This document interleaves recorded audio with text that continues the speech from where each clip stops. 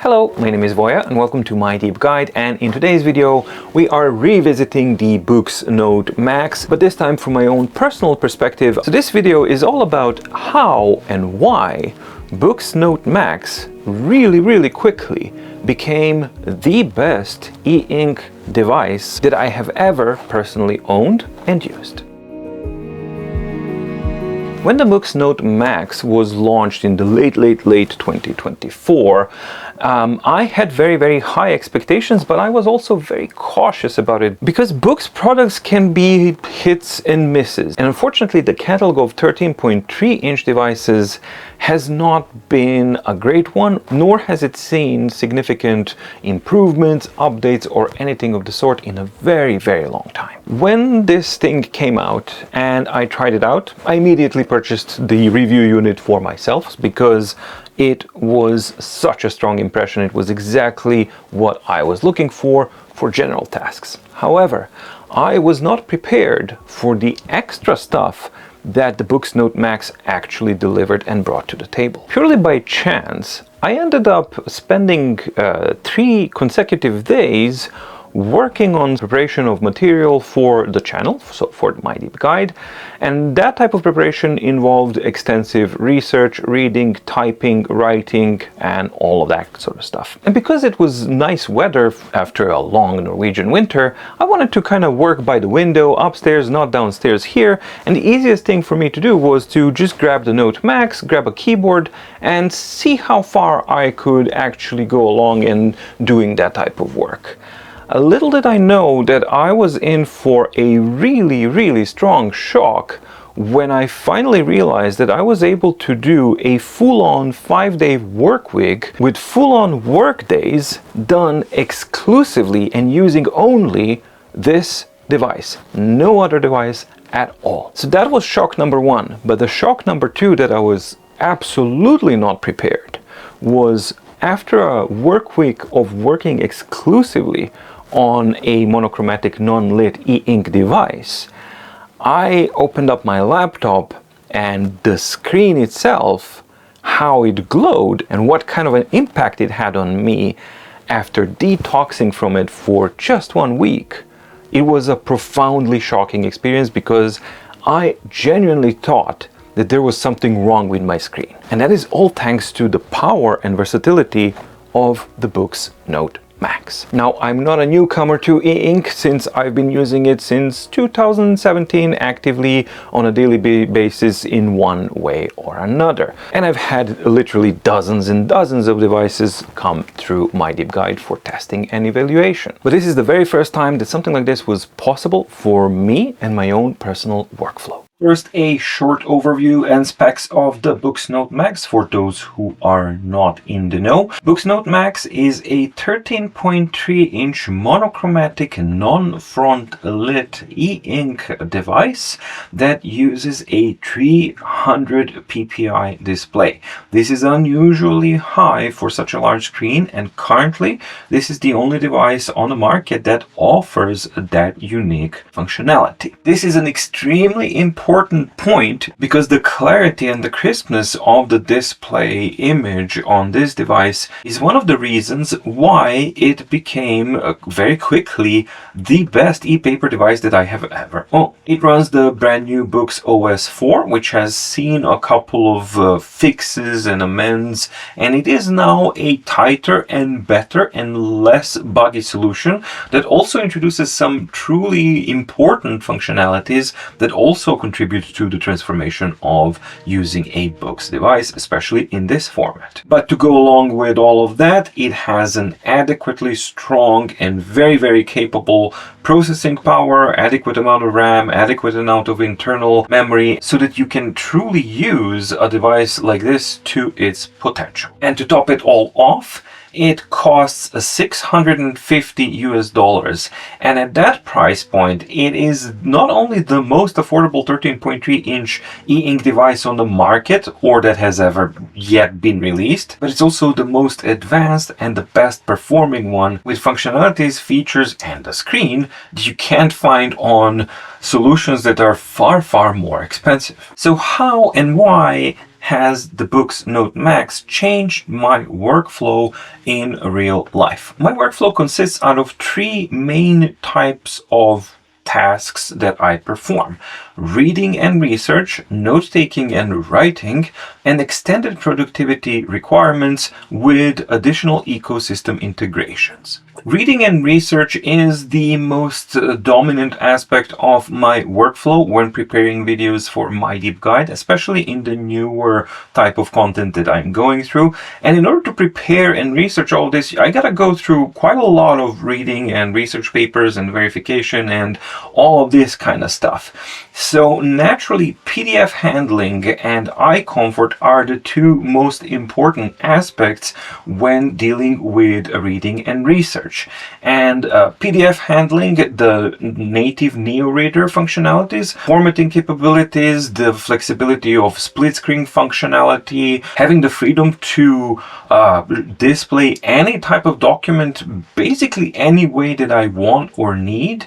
It just means that if I'm working with a large complex documents or academic papers on a regular or a semi-regular basis, I have yet to find a platform that beats this type of environment for me and my needs.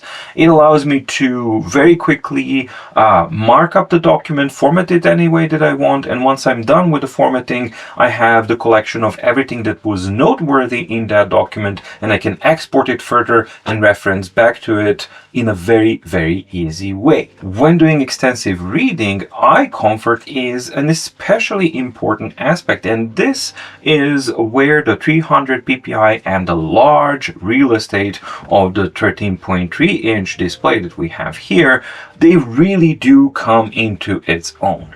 And it's very, very difficult to describe to somebody who has not used a device like this what type of a transformative experience a device like this offers if you use exclusively it, for example, for 5 days or for a full work week. What I experienced when I opened up my laptop to do a print from Coda, because that's the only functionality I can't do on an Android system, was quite something, because my eyes were basically looking at the screen and saying, what the hell is this? What are you doing? Why is this glowing at me, attacking me with all this weird light and stuff?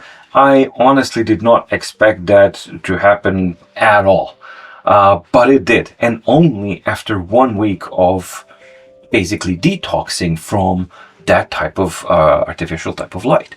Second aspect of my workflow is note-taking and writing experience, and when we're talking about this, I have these two as separate ones, because maybe a platform or a device can have exceptionally good note-taking capability, but if the writing experience is subpar, that will be a complete deterrent for me to use it effectively on my day-to-day basis. So the device that I use needs to have a healthy balance and a good combination of both of these aspects. Thankfully, Boox Note Max really scores high on both of these accounts, because writing experience is exceptionally good on the Note Max. Writing feel is very comfortable, paper-like, but not too papery-like to gobble up the writing nibs as you're writing on it. The reflectivity of the surface is just right. The roughness of the surface is just right. The absence of the front light means that the content is really close to the surface of the screen, which makes for a more involved type of a writing experience. The writing latency is exceptionally good, and the overall responsiveness of the device is really good, provided that you do a proper setup to overcome the bungles of the default setups that Boox devices suffer from. I'm not going to be covering that in this video, as those types of tips and guides are going to be part of the Better Boox Guide series that I have on the channel, but I just need to mention that the default settings on a Boox platform are such that they will give you a false impression of problems and things like that, whereas that's really not the case. All you need is a proper setup and understanding of the functionalities to customize it so that it actually is a powerful and reliable tool that works for you and not something that you're fighting against. As far as note-taking functionalities go, well, it has now finally caught up to the Supernote platform as far as the most important aspects goes. And for me, the most important aspects are the ability to add headings, or what is called on the Boox platform an outline, and the ability to insert links and have a link from one notebook to another notebook, another document, a URL, or anything like that. That type of functionality is fundamental for my workflow because I need to be able to integrate the handwritten notebooks and notes, because that's my thought process. I work throughout my thoughts and brainstorms by handwriting, but I also need to be able to easily integrate that into the typing solutions, into the research solutions, into basically Coda. And that functionality absolutely offers that. But on top of that, I also have the functionality of adding images, recording sound files, and quite a lot of other productivity features that are really real world usable. The new functionality of the OS 4, where you can include complex hyperlinked PDF files such as My Daily Organizer or mydeepguide Meeting Planner. So this is MDO in this case, My Daily Organizer, that I use daily for my organizational needs. But now I can use it as a notebook template and basically have a notebook on one side with all of the advanced functionalities, with the linking, with the outlining, the inclusion of images, insertion of different pages, and so much more, including handwriting recognition, which is a big one. So now I can use all of that in a powerful document like an MDO, and have it side by side with the other type of a document. So for example, it could be a research document that I'm researching and reading at the moment. So I'm marking things up. I can copy text from one document, paste it into a page in a notebook, or write down certain things that are in relation to that research. I can create a link from a notebook to a specific page in that document. And then I can just simply Alt-Tab into Coda, where I type in all of the contents of the for the video that I'm currently working on. So that is simply not possible to do effectively on a smaller format device like a 10.3 inch, for example, Go 10.3. Excellent device in its own right, but because of the format limitations, it's not really feasible to do something as this. And this type of multifunctionality and powerhouse that it offers as a tablet basically means that you can really easily integrate this device into your existing ecosystem, and it can support extended productivity tasks if your workflow requires that, and my workflow does require that. Not everyone's workflow will require that, and that's perfectly understandable and normal, but mine does. And I'm just showing you for the first time ever an e-ink device that can genuinely handle this type of extended productivity and ecosystem integration. That extended flexibility and integration into an ecosystem is largely due to the fact that it runs an Android system that is Google Play compatible and certified, which means that I can use any Google Play app with Google Play services. And that means that I can use an auto-sync app to synchronize and back up all of my contents to my Google Drive location, which then allows me further access to the files, the processing and everything, or access from the Google Drive seamlessly on this device, which allows it to just slot in perfectly into my existing ecosystem without any tremendous need for changes or adaptation or anything like that. On top of that, I can add additional functionalities such as Super Display to use it as an external display. I can do screencasting so that I can share in real time the contents of the screen of the tablet in a meeting, for example. I can do screen recording seamlessly so that I can just record footage and then maybe include it in a video that I'm working on. Gmail integration, Google Calendar integration, everything that I need from a tablet of any sort, not just an e-ink sort, is there. So the fact that Boox Note Max not only can handle, but it actually excels in all three important aspects of my workflow, such as reading and research, note-taking and writing experience, and extended productivity and ecosystem integration.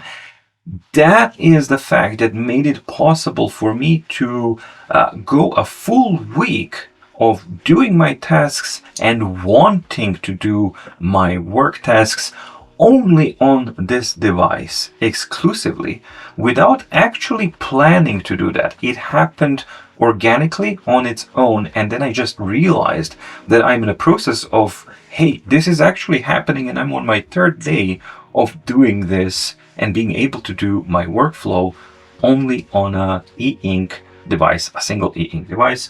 And I can extend the setup because, hey ho, as a fully Android productivity type of environment, it supports seamless integration and use of keyboards and mouse as peripherals. I will quickly now compare the Note Max with the main contenders that I was using and considering and trying out for my workflow to integrate them to a degree. My expectations were different from different devices because naturally different platforms have different capabilities. So it was not an unreasonable kind of thing like expecting, I don't know, Supernote Manta to be able to do all of these things. That's not the point here. The point was trying to use an e-ink device and see how can it integrate into my existing workflow and how far can I go when doing my work while using that device and integrating e-ink devices into my existing workflow.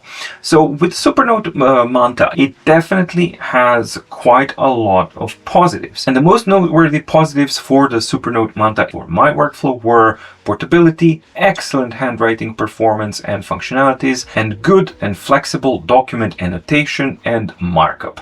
Granted, it doesn't have the functionalities of document markup to export these things, but the overall functionality was comfortable and smooth enough for me to be actually able to use it comfortably. And with a slightly larger 10.7-inch 300 ppi screen, again, no front light here, so content close to the surface, it was a comfortable reading and writing experience. The limitations that I experienced with the Supernote A5X2 for my existing workflow, most noteworthy was the lack of split screen functionality, because I do multitask and I do need genuinely access to multiple apps or multiple functionalities at the same time.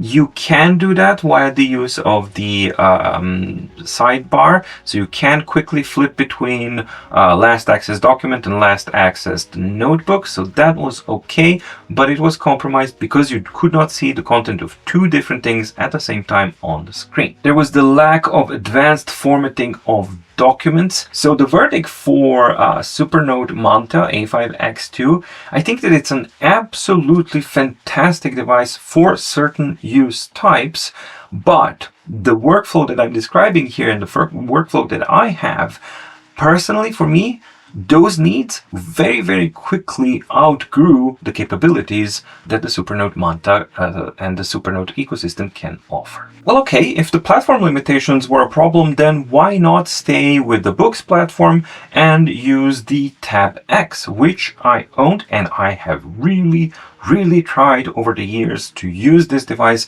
because my main hope was to be able to achieve these things that I am now finally able to do with the Note Max. So what is the difference? I mean, it's the same ecosystem, it's the same type of functionalities, it's the same 13.3-inch screen. Why wasn't I able to get to that point with the TabX? Well, there are a couple of primary drawbacks. And the number one with the TabX was and is the 207 ppi display.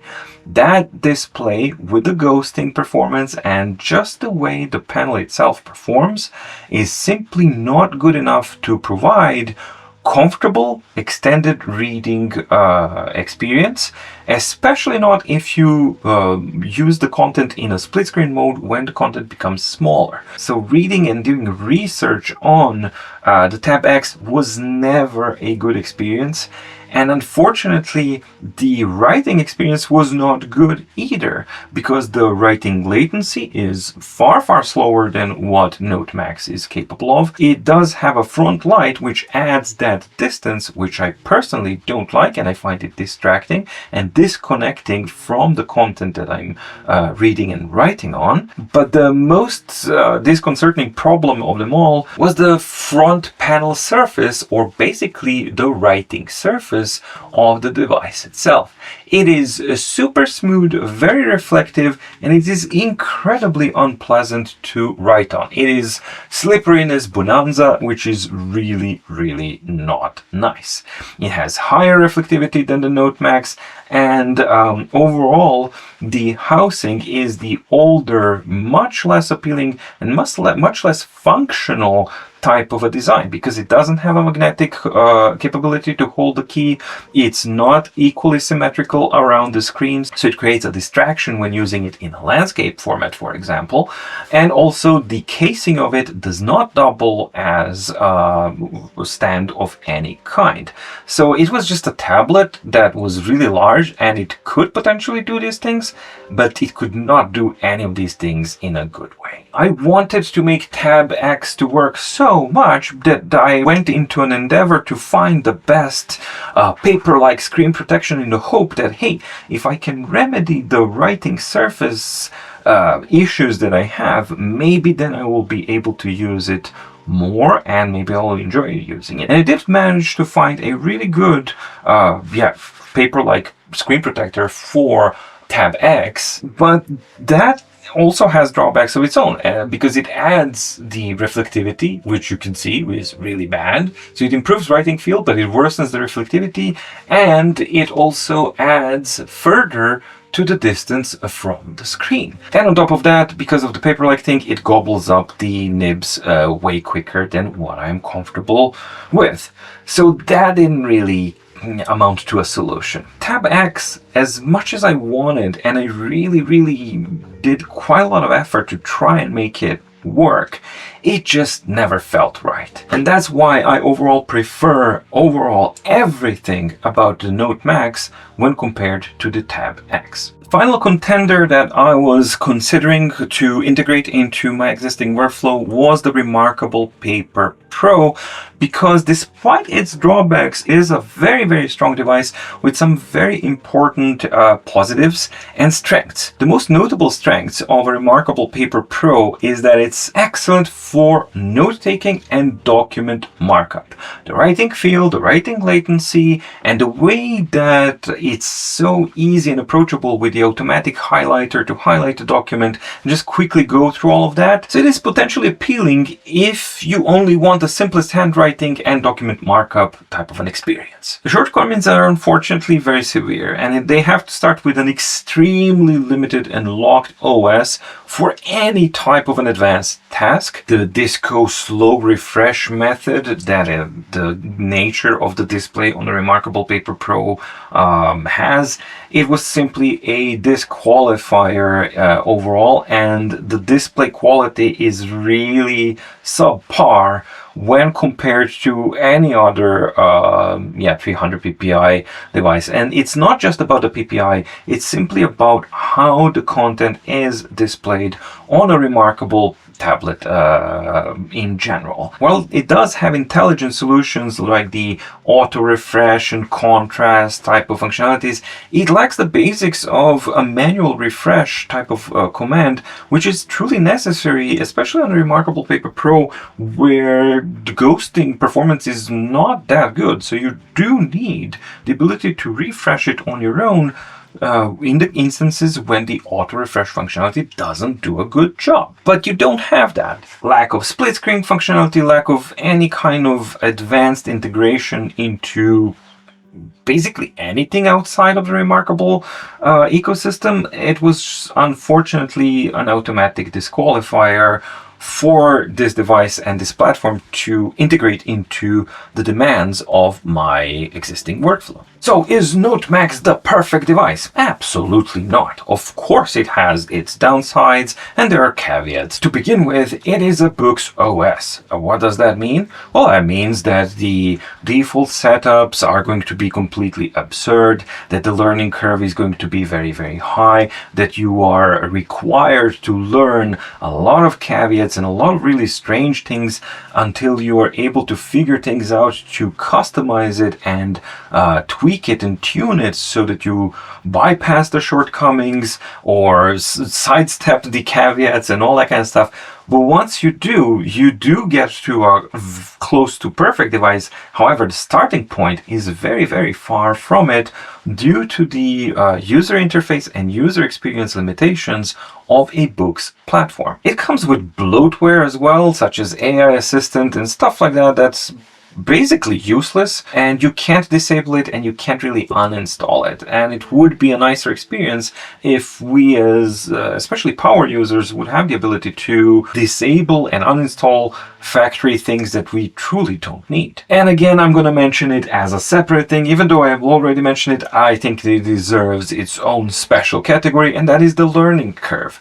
The learning curve will be a serious obstacle to non-tech savvy and some tech-savvy users to begin with. However, it is well worth it to go through all of that and learn how to use your device, because once you do, you will understand how to rein in this powerhouse and make it truly your own. And that is the purpose of the Better Boox Guide series that I'm working on, in hopes to help folks who are trying to give the Boox platform a chance but are encountering very real issues with the learning curve and the user experience and user interface issues and absurdities that are unquestionably present in a Boox device.